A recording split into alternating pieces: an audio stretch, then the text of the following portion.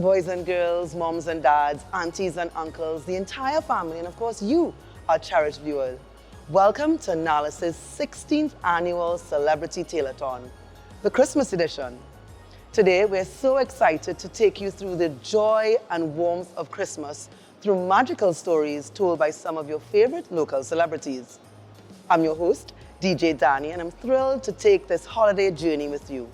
We have so much in store for you today, not just stories to make you smile, but we have craft to inspire your creativity. There's also a puppet show to bring these stories to life. So get those snacks, get comfortable, and let's start this holiday adventure together. To kickstart our program this evening, we have someone very special joining us.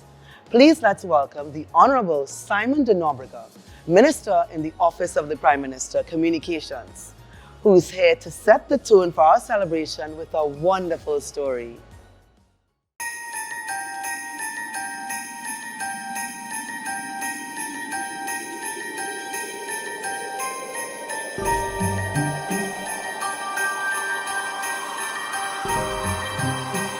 So the story I have chosen is called A Kite for Christmas. It's written by Eric Roach and it's part of a book called Caribbean Christmas, a book for children. I remember that Christmas Eve well. I have never forgotten it. For some reason or other, my sister had gone to stay with her grandmother in a neighboring village, and all the household chores she usually did fell like stones into my lap. It seemed that I had 100 things to do. It was one chore after another all day long.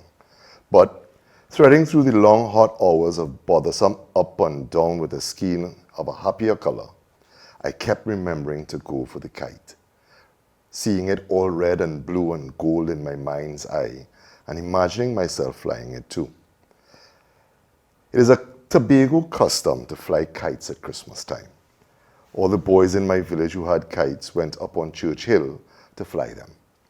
It would be all Christmas Day there in the hot sun, many kites of many colors, humming and soaring and swaying their long tails way up above the church steeple, over the great green tamarind trees, under the glittering white clouds and the glowing blue of the sky. We were peasant boys in a little pioneering village our fathers were hacking out of the bush of a long-abandoned sugarcane estate. The kites were the only Christmas presents we ever had. They were our worship, our psalms, and our carols that Jesus Christ is born today. To get my kite, I had only to buy paper of my favorite colors, a reel or two of stout cotton thread from Miss Brennet's shop, and take the paper to my cousin John.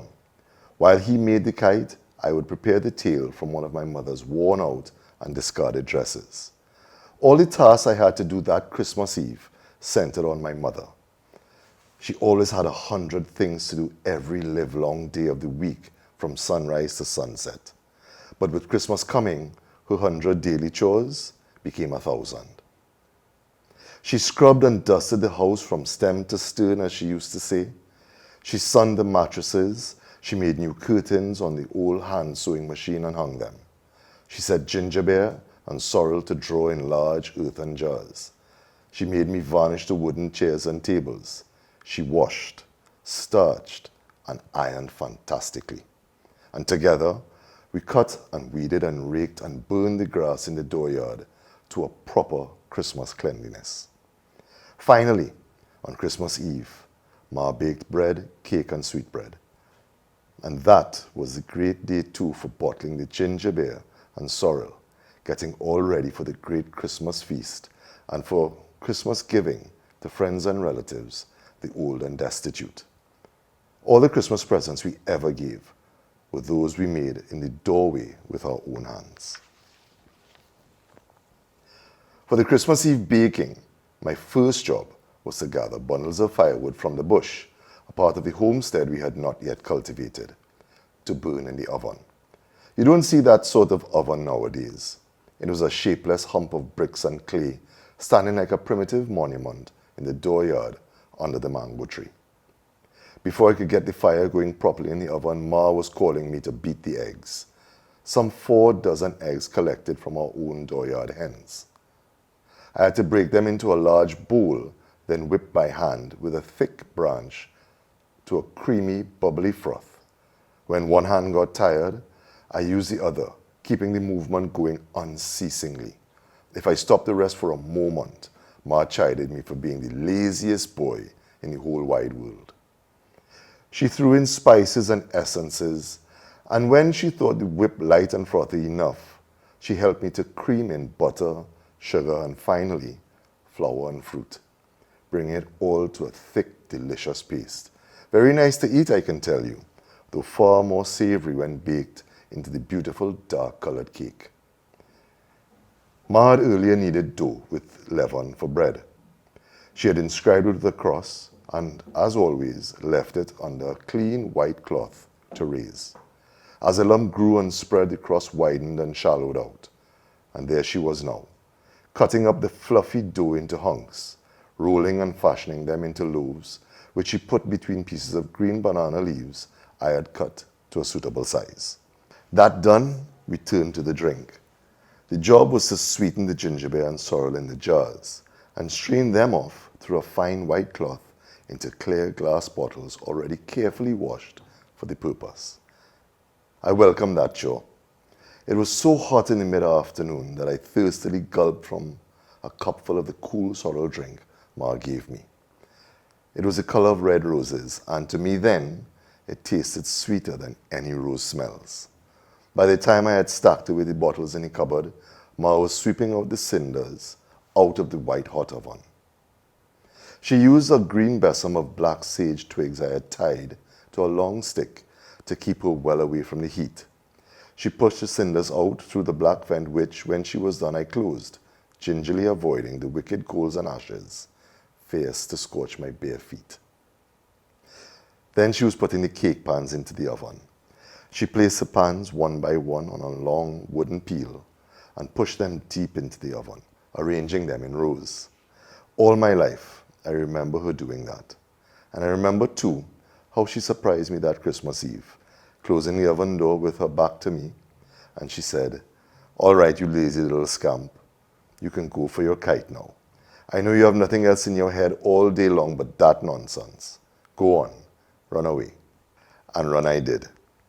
All down the village road and through the bushy track to my cousin John's house to get my kite. My Christmas really started from that moment. This year, we're so delighted to join us for the very first time is Trinidad and Tobago's Commissioner of Police, Mrs. Erla Harewood Christopher. Please join me in welcoming her to share a story about a knitted hat. Shall I Knit You a Hat?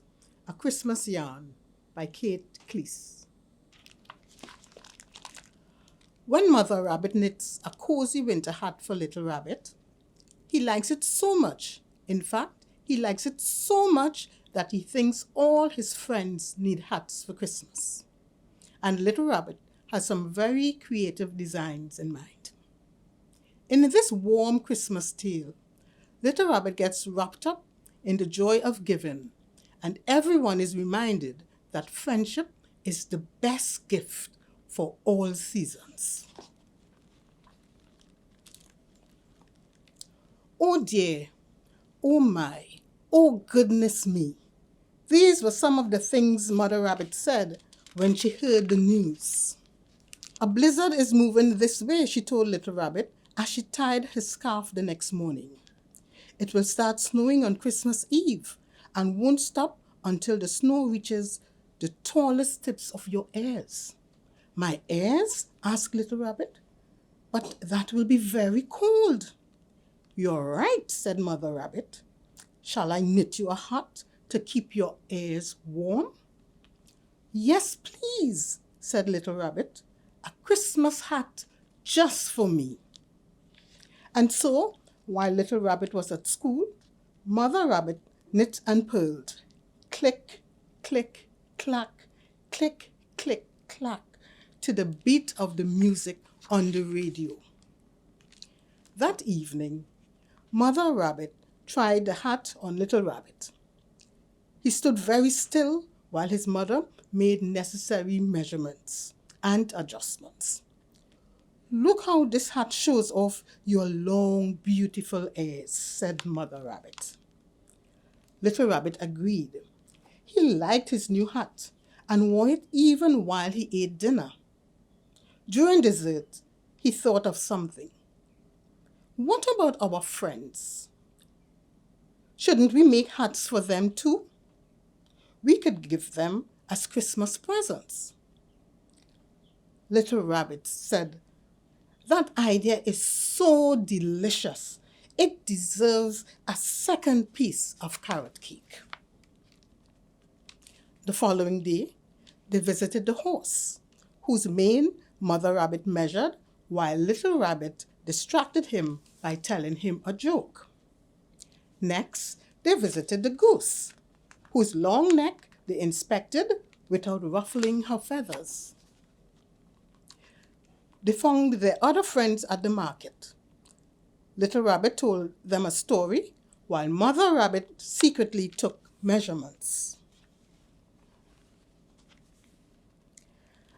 That was a little sneaky, Mother Rabbit admitted later that night as she and Little Rabbit ate dinner. Sneaky, yes, Little Rabbit agreed, but necessary. Mother Rabbit let Little Rabbit stay up very late that night, 2 hours past his bedtime, so he can help with the hats. The ideas were all his. The cat's hat must be smart and stylish, just like she is, Little Rabbit said. The goose's hat will have a long scarf that wraps around her neck. The horse's hat should be part blanket so he can sleep in the snow. And the dog's hat must have an extra long tail that looks pretty when it blows in the wind. And the deer's hat? Asked Mother Rabbit. The deer's hat will show off his lovely antlers, said Little Rabbit. The next day was Christmas Eve. Late in the afternoon, Little Rabbit and his mother pulled out the gifts onto a sled. When they arrived at the market, all their friends gathered around to look at the beautifully wrapped gifts. "Open your presents, please," said Little Rabbit. "We made them especially for you." Little Rabbit held up a mirror. "See how beautiful you look." Oh, and with that, the wind turned cold and the sky became dark. The first snowflake fell. "It's time, Little Rabbit," said Mother Rabbit. "We must get back to our house."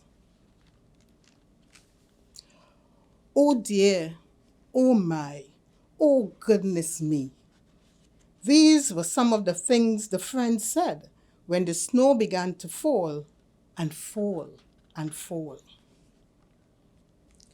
"Just look how these clever little hats keep my head warm and dry," said the horse. "Well, my long neck is perfectly comfortable," said the goose.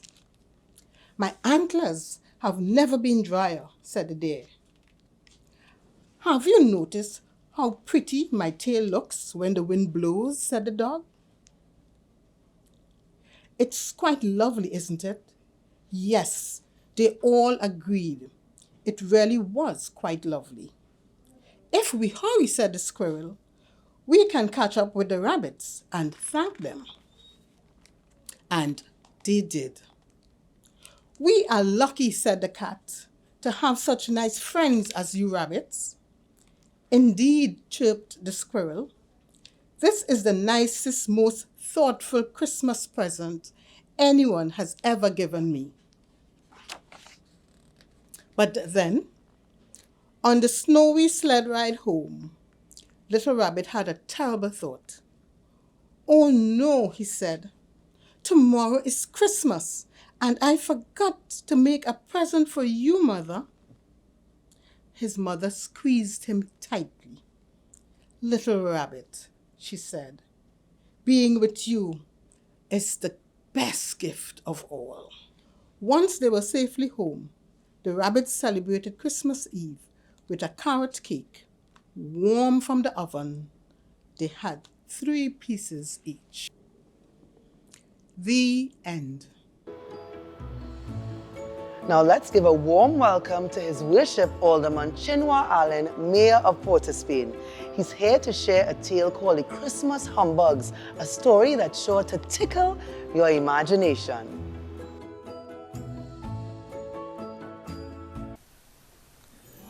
Merry Christmas, everyone. My name is Uncle Chin, and I'm the Mayor of Port of Spain. And today, we'll be reading the Christmas Humbugs. Let's see what this is all about. Legend has it, long ago, in a land not far away, magical creatures came to life one snowy winter day. Nobody knows how they came to be, or perhaps they will not say. But every Christmas season, they come out to play. Some say they're called the Humbugs because they're itty-bitty things with messy hair, a big red nose, and shiny little wings. On the ends of their antennae dangle jingling bells of gold, and there's a smell about them like a fruitcake that is old. Each and every year, they pick a cheerful house, and through the locks, they sneak inside as quiet as a mouse. They tiptoe around, up and down the halls, in stockings red and white, to do their little playful tricks while you're tucked in bed at night. They come in full of mischief to play naughty little games, like ripping holes in stockings and breaking candy canes. They aren't trying to be nasty. In fact, the opposite is true. They're testing Christmas spirit and how strong it is in you. Their favorite food is cookies, and they stop to eat a treat. So on the plate for Santa, there is nothing left to eat. Drinking Santa's ice-cold milk isn't easy as you think. If the humbugs are not careful, they might fall into the drink. The humbugs love the Christmas lights. They like the way they glow. They twirl and hang and swing on them like a humbug rodeo. Oh, what fun the humbugs have with a game of hide and seek, sneaking through the Christmas tree. From behind the bulbs they peek. They like the shiny Christmas bells in every shape and size. It's really fun to play with them and win a tiny prize. They use the toy tin soldiers as their little bowling pins, only to send them flying when they give the bulbs a spin. Underneath the Christmas tree, where packages abound, they cut off all the name tags and then switch them all around. They want to know what's in each gift, so they make a tiny tear.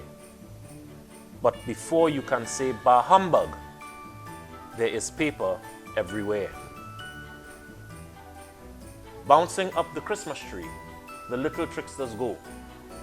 And when they reach the tippy top, they give the star a throw. But if they are not careful, as they set the bright star sailing, they just might make an unplanned trip with legs and wings a-flailing. While they're in the Christmas tree, on each branch they jump and hop, working hard to shake it and make all the needles drop. They think themselves quite funny as they stick them in their hair, not thinking of the sticky sap until they've stuck them everywhere. They then turn back to see all the damage they have done. But what they see is that they haven't bothered anyone. The star is placed up on the tree. The lights are all put back. There's the smell of fresh baked cookies cooling on the baker's rack. Someone swept the broken bulbs, the candy canes are all replaced. The spirit of Christmas is everywhere and lives strong within this place. Christmas spirit is not about the gifts, the wrappings, or the bows. Christmas spirit is the joy, the laughter, the loving way it shows. The humbugs decide it's time to leave. Their mischievous work is done. They've tested Christmas spirit and they've had a little fun. The humbugs know true spirit isn't bothered by their tricks. The tiny pranks they play take just a little time to fix. So off they fly to another house. Back here they'll never come, because of all the Christmas spirit that they found in everyone. As they fly into the night, one last trick they can't resist. They take apart the snowman whom earlier they had missed. Oh, well, it's their nature, and it shouldn't bring much sorrow. It will be fun to fix him up and play outside tomorrow. Merry Christmas, everyone.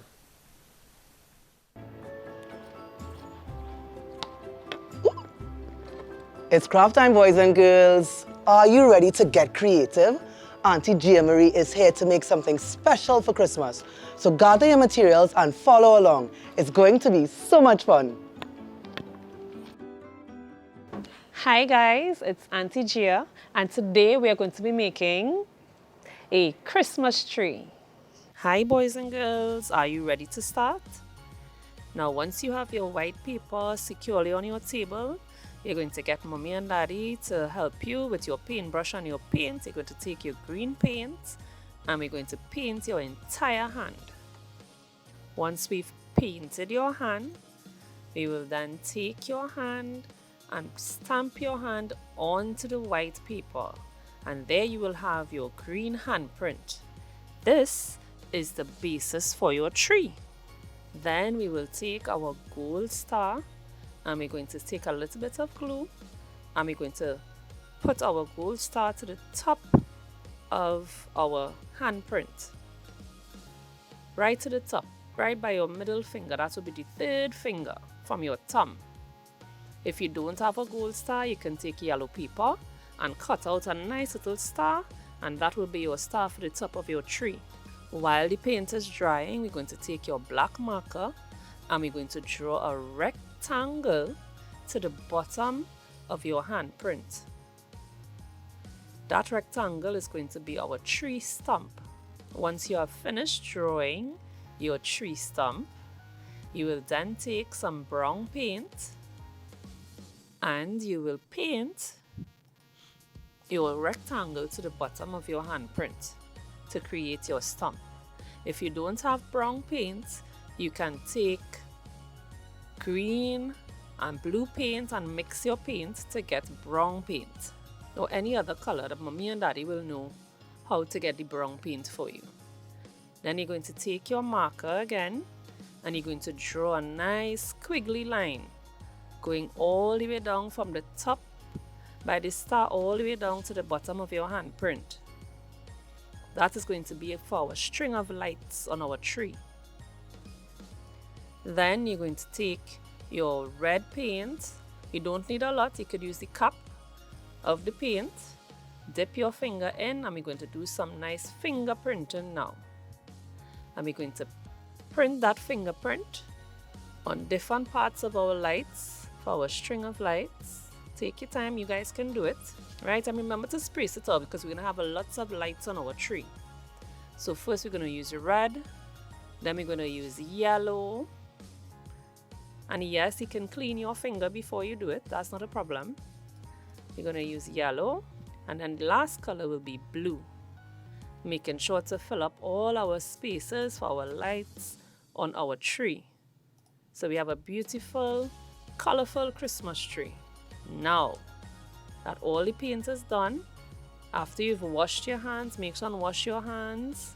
You're going to take your glue and we're going to stick our pom-poms at the bottom of our tree. Those pom-poms will be our gifts. Because what is a Christmas tree without gifts, right? So you must have gifts at the bottom of our tree. So you could take your pom-poms and put 2 lines or 3 lines or how much ever lines you want to put as much gifts as you want under your tree. Have you told Santa yet what you want for Christmas?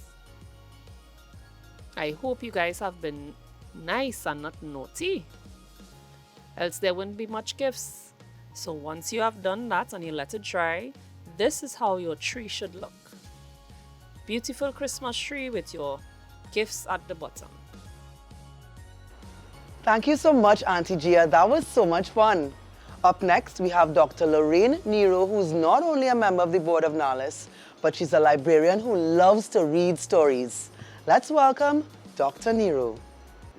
Hello everyone, I am Lorraine Nero, a member of the NALIS board, and I'm happy to read a story to you today called O Christmas Tree by Vashanti Rahman, and this is a Caribbean story.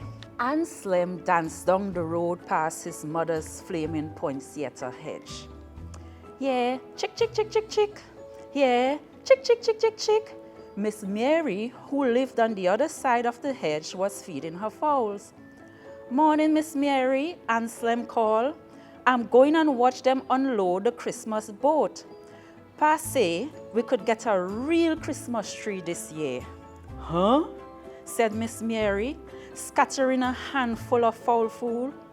Why real have to come in a boat from away? It have real tree here. But real Christmas trees don't grow here, said Anselm. It's all right, child, said Miss Mary. Go and watch your boat.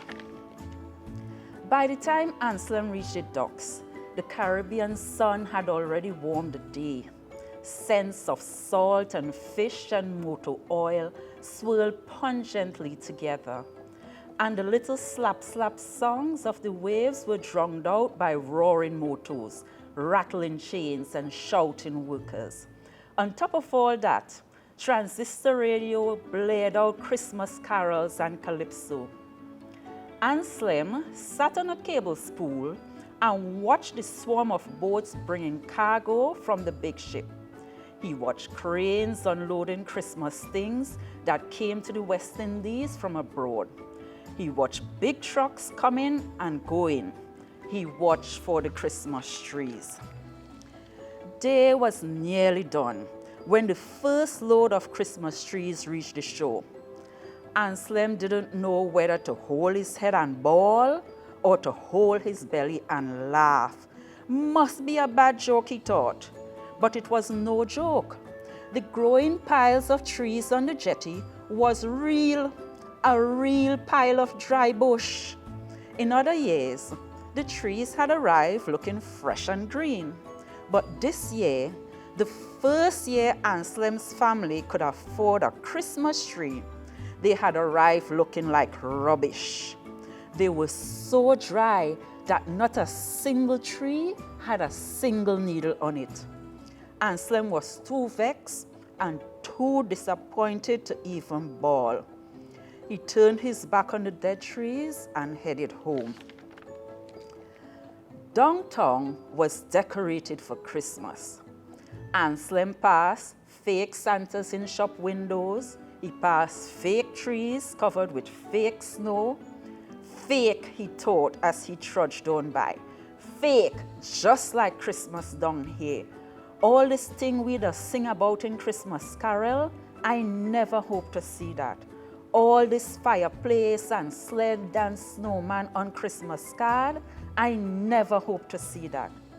All I was hoping for was a real Christmas tree, just one time to touch it and smell it and get a feel and a smell of real Christmas. Anselm sniffed and swallowed his tears. Surprised, he sniffed again.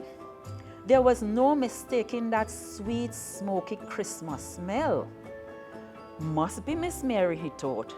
Sure enough, Miss Mary had her Christmas ham boiling in a big tin on a fire in the yard. She was busy fanning the flames. Anslem's mother had been busy too. On the front porch were 2-gallon bottles, one filled with pink sorrel drink and the other filled with clear ginger beer. As Anslem lifted the latch on the porch gate, his ma called, "Anslem, bring the sorrel and ginger inside, boy." Anslem carefully picked up the glass bottles. Once ma started making ginger and sorrel, you knew Christmas was near. Next, she would take a whole day to make black cake with the raisin and currants soaking in a big jar. But as soon as Anslem pushed open the front door with his foot, he knew that ma had already finished baking the black cake. Only black cake filled with molasses and butter and raisins and spice could make a house smell like that. Anslem's mouth watered as he counted the cakes. "Leave my cake and wash your hand," said ma. "Your pa will reach home for supper just now." "So what you did today, boy?" asked pa when his plate was empty. Anslem told about the trees. "And it's not fair," he said, blinking and blinking to dry his eyes. "Not fair to bring dead trees." "Boy," said pa, getting up from the table, "not fair is when hurricane pass and take everything you work for. Nothing like that happen now. It don't take tree to make Christmas." "Yes, pa," said Anslem. Ma squeezed pa's hand. Then she got up too and kissed Anslem on his forehead. "Come help your ma clean the kitchen," she said. The next day, Anslem went back to the docks and asked for a dried up tree. "Take what you want," said the dock workers. "Those trees are only good to throw away." So Anslem set out for home with 2 of the biggest trees he could find. "There's some gravel left from the new house by Miss Mary's neighbor," he thought, as he dragged the trees through town. "And ma has an old bucket with a hole, and pa has a half tin of white paint from when the house used to be white. All that will work," he thought, as he and the trees took a rest by the roadside. When he finally got home, Anslem set to work. Hours later, tired and dirty and spattered with paint, he called pa and ma into the backyard. Ma stared at the 2 naked trees standing in a bucket of gravel and she shook her head. "It looked just like the expensive artificial tree in the shop. Not so, ma?" said Anslem. White paint covered the trees and the gravel and the bucket and half of the backyard. "Like you was trying for a white Christmas," said pa.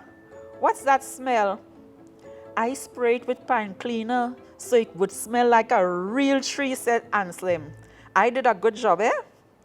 Ma threw her apron over her head and started making funny noises. Anslem couldn't tell if she was laughing or crying. Pa pushed his cap back on his head and gave Anslem a big hug. "You did good, child," he said. "Maybe too good." "What you mean, pa?" said Anslem. "I mean," said pa, "it have no way at all that your tree going to fit in the house." As Anslem was thinking that over, a strong breeze blew through the yard. Anslem's arrangement trembled. The 2 trees yawned apart. Then the whole contraption capsized, trees and gravel and bucket and all. Ah, what trouble is this?" said ma. "Christmas fall down is what," said Anslem, wiping away his tears. "Sorry, ma, let me clean up the mess." "Don't worry, son," said pa. "Go and take a bath. Your ma will make some tea for you. It going and take my big cutlass to chop that tree, and you can't handle that." Maybe, thought Anslem, as he scrubbed and scrubbed at the paint all over him, maybe Christmas is plenty little things. Little things like how ma and Pa take that big mess out there so easy. On Christmas Day, right after the early morning church service, Miss Mary brought over some of her ham and stayed for breakfast. She inspected the color lights by the window. She examined the Christmas cards on the walls. But what happened about the Christmas tree you was going to get? She asked Anselm. A big nothing, he said. I just find out it have more to Christmas than Christmas tree. Miss Mary pulled Anselm into a hug that smells strongly of English lavender. You really think that is a big nothing, child? She asked. No, said Anselm, trying to wriggle out. That is a special something, but a Christmas tree would still be nice. Nice is how you see it, child, said Miss Mary, as she pinched his chin gently and let him go. Nice could be right in front of you, but you're busy looking behind. If nice was here, I would have seen it, said Anselm. Think about it, child, said Miss Mary. Anselm leaned out the window to watch the Christmas sunrise, and then he saw them. Christmas trees, real, live Christmas trees. Miss Mary was right. They had been there all the time. Look, he shouted, dancing around. The poinsettia, the poinsettia. Them is Christmas tree for true. For true, said Miss Mary with a knowing smile. For true. And that is the end of the story, O Christmas Tree, by Vashanti Rahman, available at your NALIS libraries. Up next is Jasmine Simmons, Director of the Heritage Library Division, NALIS, who will delight us with a Christmas story you don't want to miss. Hi, my name is Auntie G, and I will be reading a story, a Christmas story, from N2 Pearl Springer book, Godchild. Once upon a time, many years ago, in the district of Santa Cruz, there lived a little boy named John Guerra. John lived way up in this lovely valley, surrounded by beautiful hills, secure in the love of his family. John was a very special child, specially cared for by his family and by the entire community. As a child, John had been very ill. When he got better, his family realized that little John would never walk again, but they were grateful that he was still there with them. One Christmas, John's daddy bought him a little quattro. This would keep him company whenever he had to be home on his own. Soon John became a real expert. He could play quattro too bad. At Christmas time, when the neighboring families came to the Guerra house to serenade with the beautiful parang songs, John would sing and play quattro. John used to look forward to Christmas. The men of the Guerra family would come from all parts of Santa Cruz, Sosconuco, Gasparillo, Sambagad, and as far as Mount Hololo. Everybody would bring a special gift for John, the special Guerra child. But John was always expected to give a gift in return, his lovely voice and his sweet quattro playing. Well, one year there was excitement in the village. John could hear his father talking about a big parang festival to be held at Christmas Eve. All the big paranderos from the country were to come. They were coming from Paramin, Lopino, Separia, Talparo, Mamoral, Sandigrande, Arima. A central area in the village was to be cleared. Huge clay ovens were to be built to bake all the spread bread, cake, and pone. The men were to go on hunts in the fertile hills around to catch the deer and the lap and agouti for the feasting. Pa Poposit, Chief Parandero, walked about the village excited. "Let them come," he said. "We go see who throat more sweet." He tuned his violin and quattro day and night and drank honey to make his voice sweeter than ever. John listened, feeling the excitement deep inside him. He dreamed every day about the festival, hoping that he would be allowed to play and sing. He dared only to hope. During the day, when he was home alone, he practiced on his quattro and tuned up his voice. Every night he prayed to get the chance to sing at this big festival. At night, the wind blew cold in Santa Cruz Valley. Through the night air, the strains of singing men came on the breeze. The smell of paint and baking was in the air. John could hardly sleep. On Christmas Eve morning, John was awakened by the sound of a loud voice. "But this is terrible, terrible! What are we going to do?" John sat up in his bed and listened. What happened now? What a time for this man to get sick! Ay, caramba! Well, it seemed as though Poposit got a bad cold, and his throat, instead of sounding out sounds like honey, was sending out notes like you could get from an old grater or from the throat of compere frog. Poor Poposit, poor Santa Cruz, to be put to shame in front of all the other villagers. John eased himself from his bed into his wheelchair and went towards the men. As they heard him coming, they all looked at him. One by one, they had the same thought. They looked at each other.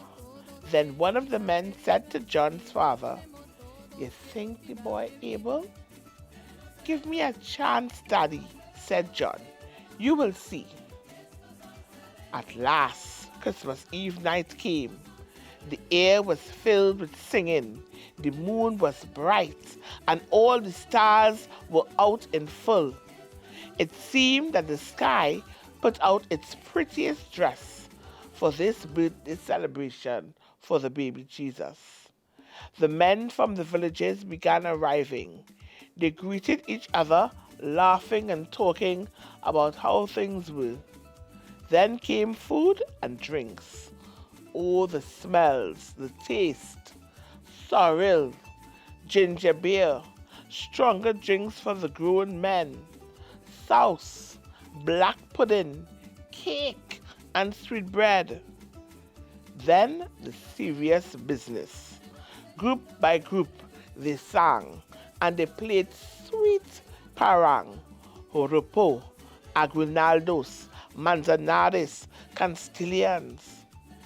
At last, it was the turn of Santa Cruz. John wheeled himself proudly in front of the group, and then he offered a silent prayer. "This is my special gift to you, baby Jesus. Help me to play and sing good." And how he sang, and how he played, and the people sang and clapped and said, "Paranderos, Father." But this boy is a simp or what? John was so proud. He thought his heart would burst. Papa Poposit, Chief Parandero of Santa Cruz, came and put his hat on John's head, saying, "Well, from now on, I ain't having no parang without you. I meet my match tonight." John smiled, and I knew that he would never forget this Christmas. Crick crack, monkey break your back for a piece of pomerac. Now let's give a big welcome to Jazzy the Voice. So get ready to enjoy Santa Ducks and his merry helpers a story that's sure to bring big smiles to us all. Hey, my name is Jazzy. Merry Christmas to your family from my family. Today I'm going to be reading a story for you, and it's entitled Santa Duck and His Merry Helpers by David Milgrim. Christmas was coming. That meant it was time for Nicholas Duck to put on his official coat and hat and help collect wish lists for Santa. He couldn't have been happier. Jingle quack, jingle all the quack. Then Nicholas realized he was being followed. Oh, what fun it is to quack on a one-horse open sleigh, quack. It was his little brothers and sister. What are you doing? Why are you dressed like that? Hi, Nicky. We're gonna be Santa's helpers too. Nicholas explained that you can't just decide to be Santa's helpers. He explained that it is a very, very special position, and you have to be selected by Santa himself. Besides, the job is taken. We can help Santa if we wanna. Yeah! And boy, do we wanna. And since there was nothing Nicholas could do to stop them, he continued on his way. We're gonna be better helpers than you. We're gonna be Santa's favorites. Soon, Nicholas met a skunk. Hi, Santa Duck. This year, I'd like a bottle of perfume, just like last year. Certainly. The others said, how would you like 2 bottles of perfume? Just as he feared, Nicholas's brothers and sister were messing everything up. Really? Do I smell that bad? I can get you 3 bottles. I'll get you 4. Make it 5. I'll get you 50. Things got even worse with the raccoon. I'll get you 2 trash cans. I'll get you a garbage truck. How would you like your own dump? The followers kept insisting. And then the beaver. An axe? That's kid stuff. I'll get you a chainsaw. I'll get you a bulldozer. I'll get you Hoover Dam. Oh boy, said the beaver. By the time they met the frog, Nicholas could hardly take it anymore. I'll get you a beautiful princess. I'll get you a castle. I'll get you your own planet. Wow. All I had in mind was a box of flies. That's enough. Have you all lost your marbles? Christmas isn't just about gifts. Huh? What? That's ridiculous. Nicholas tried to explain. Christmas is about something more. You mean like popcorn balls? And candy canes? Or do you mean like getting 2 weeks off of school? Wait, I know, it's about decorations. Is that it? And cookies and lighting the menorah? No, none of that is what it's really about. Then Nicholas explained the true meaning of Christmas. It's about love and goodwill and kindness and giving. Do you mean like being nice to your brothers and sister and letting them help Santa even if you think you're some kind of important big shot? Is that what you mean? What could Nicholas say? His family was right. Christmas was about letting them help Santa too, which is just what he did. And the froggy wants his own galaxy and a kingdom. Ho, ho, ho. Do you think he might settle for a box of flies? Maybe Santa. Santa thanked them all, and the ducks went home. Now, do you see what Christmas is all about? I think we do. But we might have to help you again next year to be sure. Can I have your hat? And they ate popcorn balls and candy canes and sang Christmas songs all night long. Silent quack, holy quack, quack, quack, quack, quack, quack, quack. Santa Duck and His Merry Helpers by David Milgrim. Merry Christmas once again from my family to yours. Hi, Chicken Little. Hi, Foxy Woxy. So what do you guys think is missing?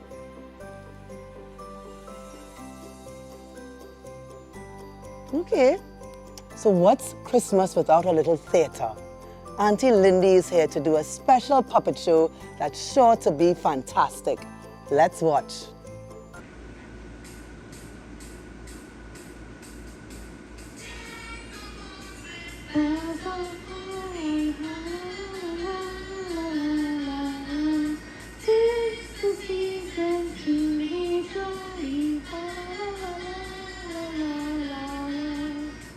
Oh, hi guys.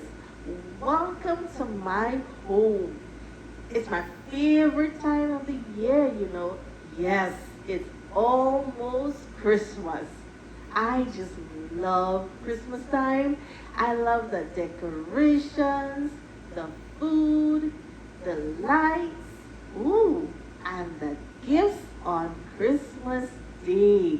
I love lots and lots and lots of presents. But is this really what our focus should be on at this time of the year? Should we really be focusing on these things? Look, what's that sound? You guys hear that? Let's go check it out.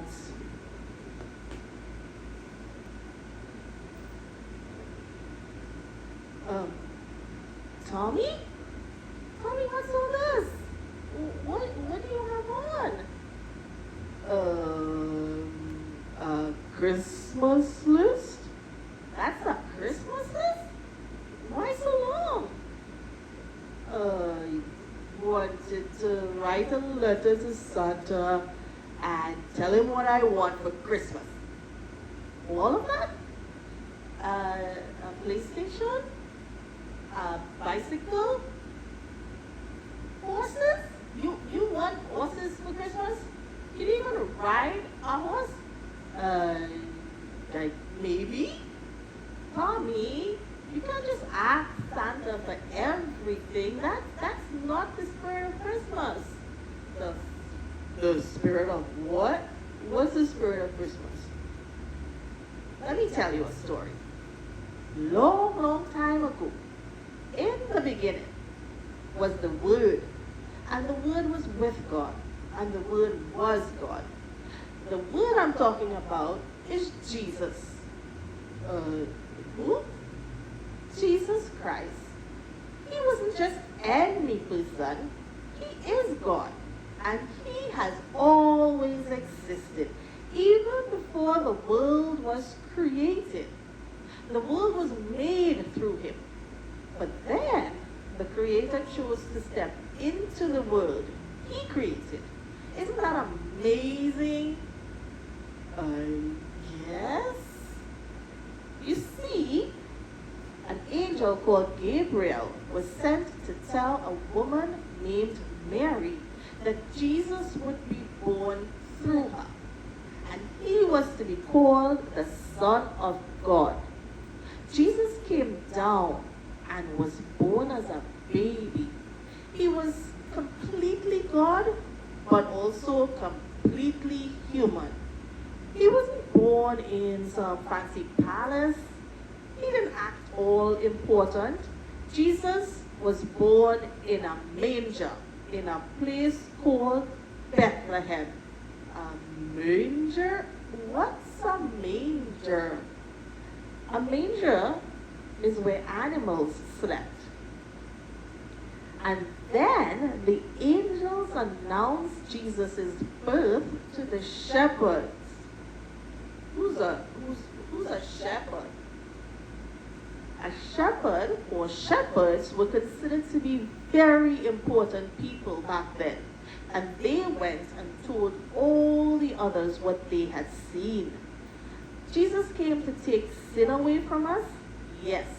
All of us were born in sin. But Jesus is perfect, and he allowed himself to die on the cross to take all our sin away as his punishment. And 3 days later, he came back to life and ascended to heaven, where he is today. So, at Christmas time, we're not just celebrating the birth of a baby, we're celebrating the ruler of this world who came back to earth to make a way for us to get back to him. That's amazing, isn't it? But what does this have to do with me exactly? You see, Tommy, Jesus wasn't being selfish or thinking about himself. He was thinking about us. He came to serve and give his life for many. He looks out for our interests and expects us to do the same for ours. We shouldn't be putting ourselves first either, especially at Christmas time. We're supposed to be thinking about everyone else, especially the less fortunate. I guess you're right. I shouldn't be thinking of myself. I should be focusing on others instead of all the things that I want for Christmas. I am so proud of you, Tommy. That's the spirit. So, can we get rid of all this paper now? I know just what we need. Fire! What would Mom think if we light fire in the house? So what are you thinking about? Ooh, a paper shredder. Let's go. Oh. Guys, Merry Christmas and Happy New Year. Bye. Thank you, Auntie Lindy. Now let's hear from Joshua Regrello, who's going to read a story called How Santa Got His Job. This one's a favorite. I need to find the perfect book to read for you here. What? I feel this is the one here. This is the one here.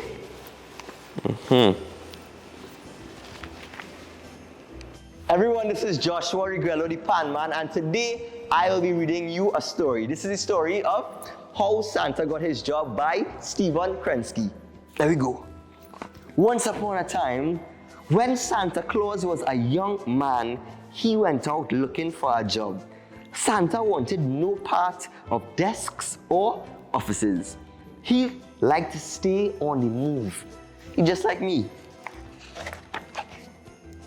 His first job was cleaning chimneys. Santa was sure-footed on even the steepest roofs, and he loved twisting through the tight spaces. But there was a problem. Santa was so neat that he never got covered in soot or made a mess in the fireplace. So nobody believed him when he said he was done. Where's the proof, said some. You're not even dirty, said others. This led to a lot of arguments. Santa worked for the post office next, where everyone could see that he was doing his job. His favorite part was bringing packages to people all over town. Waiting in traffic was frustrating though. It's silly to waste all this time, he decided. So to speed things up, he started making deliveries in the middle of the night. But there was a problem. No one was glad to see him at that hour. The postmaster got so many complaining letters that Santa had to leave. Since Santa had discovered he enjoyed staying up late, he tried cooking at an all-night diner. It felt good to fill orders for customers. Sometimes Santa even surprised people with extra helpings. "Oh, I couldn't eat our next bite," many of them insisted. "Well, maybe just one." But there was a problem. Every night Santa tasted and sampled and tasted some more before he brought anything out of the kitchen. He gained a lot of weight. Hoping to get some exercise, Santa then found a spot at, where do you think he went next? The zoo. He was very organized about the animals. "I know when they are sleeping," said Santa, "and when they are awake." Over time, he also learned whether they were behaving themselves or not. But there was a problem. Santa became close friends with the reindeer, and all the other animals got jealous. I would get jealous too. Sadly, the zookeeper had to let him go. By now, Santa was starting to get discouraged. He didn't even notice what the reindeer were doing behind him. They worked very hard to cheer him up. Together, they joined the circus. Soon, the reindeer was shooting Santa out of a cannon 3 times a night. Santa liked flying through the air and wearing his brand new costume. He was a big success, a big hit, but there was a problem. The ringmaster wanted to build up the suspense. "You need to look frightened," he told Santa. "We want the crowd to worry about you." But Santa was having too much fun for that. "Ho, ho, ho," he always cried as he flew through the air. So the crowd wasn't worried at all about Santa. The angry ringmaster soon fired Santa and the reindeer. As they gathered their things, some elves came looking for autographs. When they heard the news, they invited Santa and the reindeer home for supper. The elves lived way out of town. They were toy makers and their house was their workshop. Santa was amazed. "Children must love these toys," he said. The elves looked embarrassed because they only made toys for their own pleasure. Selling them was way too much trouble. "What if you give them away?" Santa asked. The elves hadn't thought of that. "I could deliver them for you," Santa offered. There were enough toys here for children all over the world. The elves smiled and hired him on the spot. The elves made Santa a special sack that was always big enough no matter how many toys were put in it. Then they built him a sleigh. The polar bears offered to pull it. They were very strong and whipped Santa across the snow. But there was a problem. It was the biggest one yet. To Santa's surprise, this problem could be solved easily. Santa and the reindeer practiced together every day. They made a few mistakes at first, but soon they learned to work as a team. In the darkest part of winter, when people need their spirits lifted the most, Santa got ready to go.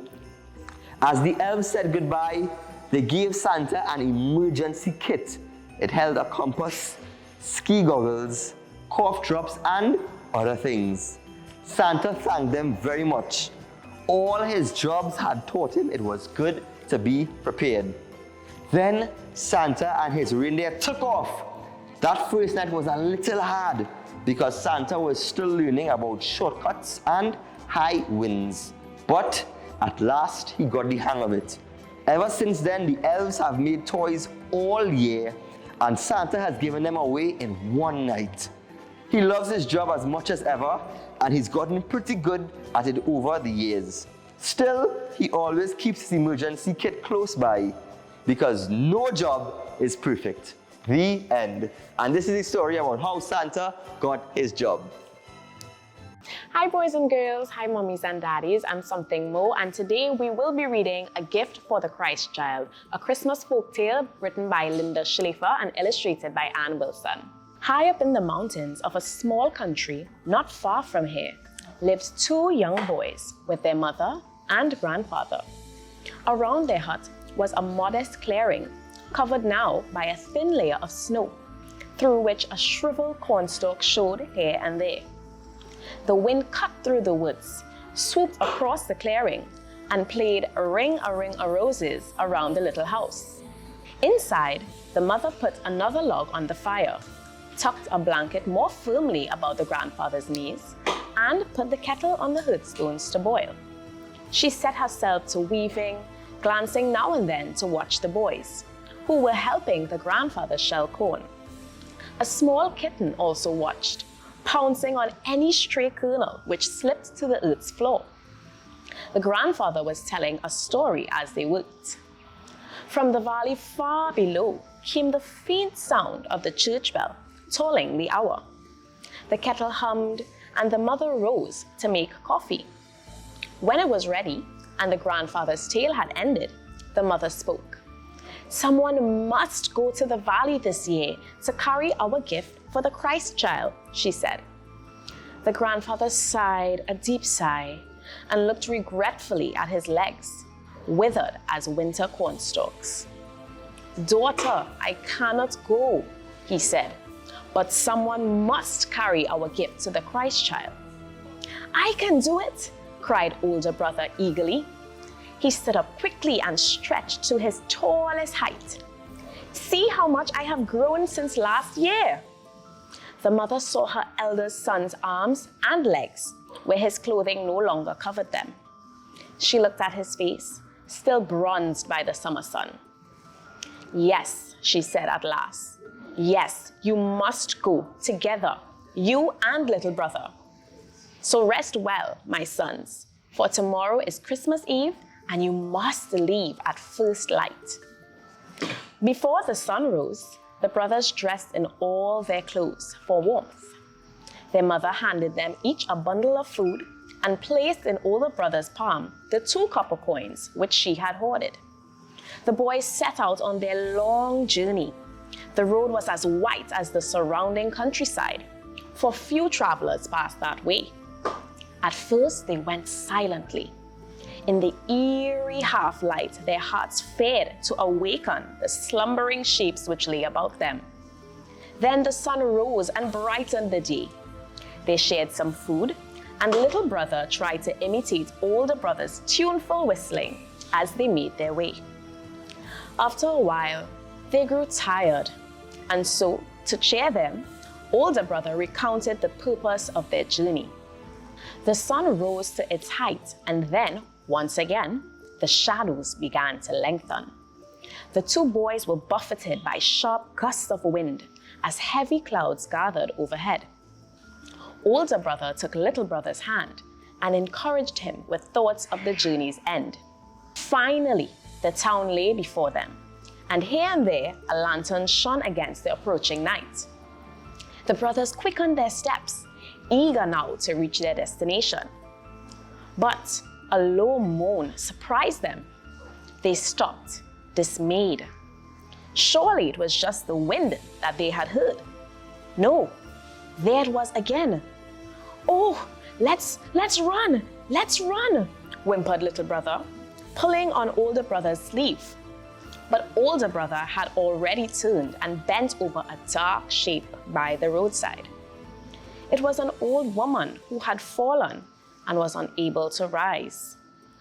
"Oh, come on, cried little brother.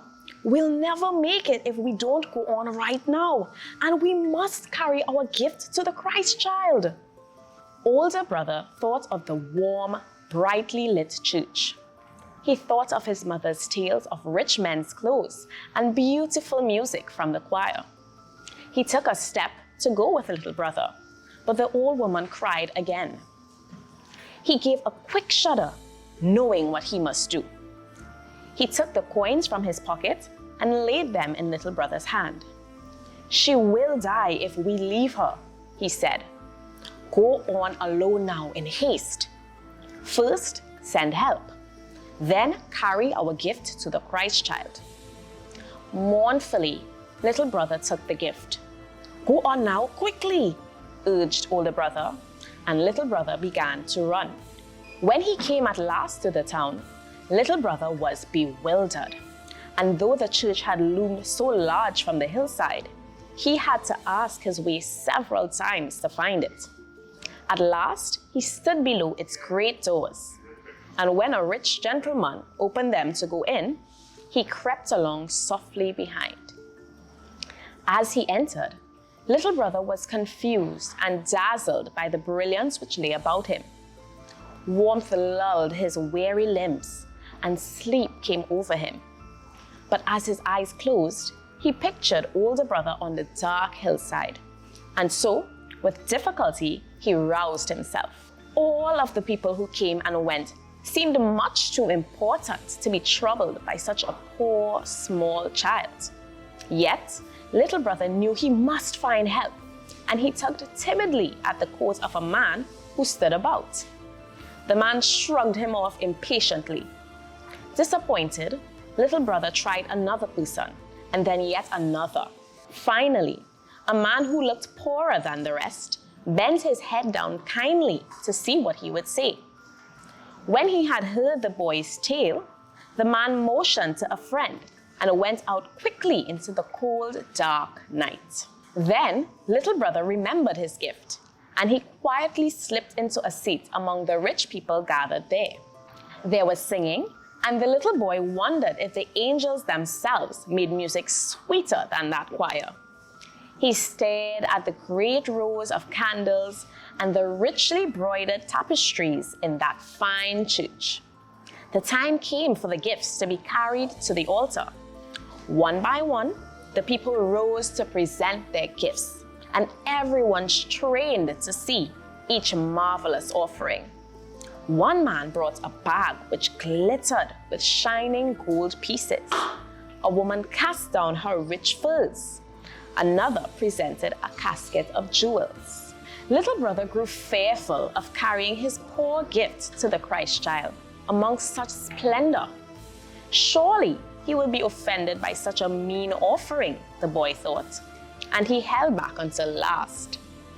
But then he remembered his mother and his grandfather high on the mountain, whose gift he carried. And he thought of older brother, who could not be there as he had wished, to carry the gift himself. With new determination, he went from his seat to lay his gift by the altar. And then the church bells began to play. Softly and sweetly they began. Then loud and wild and clear they rang for the whole world to hear. The people in the church cried out in amazement. They all knew the ancient legend that an angel would ring the chimes when a gift had been given that was worthy of the Christ child. Yet, not one of them could remember when the wonderful tunes had last been heard. Up on the hillside, the mother smiled at the sweet sound. The grandfather forgot his shriveled limbs as the glorious peals echoed in his heart, and the kitten danced for joy. Along the dark, cold road, where the poor man was carrying the old woman and older brother trudged wearily through the snow, the music enfolded them and lifted their spirits. And the people of the church wondered what great gift this should be, to move the angel of the bells after such a long time. Every eye turned towards the altar to see what had been laid by it. But they never knew, for all they could see was a ragged urchin curled up in the straw beside the cradle of the Christ child. And the child stirred in his sleep and smiled as the music of the angel played in his dreams. The end. What a beautiful journey this has been. We've celebrated Christmas with stories, with craft, and performances that brought so much joy to our hearts. As we part ways, I want you to remember the lessons and the laughter shared. Keep the spirit of Christmas alive by spreading kindness, love, and cheer wherever you may go. Thank you so much for joining us for this special event. On behalf of all of us at NALIS, we wish you a season filled with warmth and happiness. See you next year.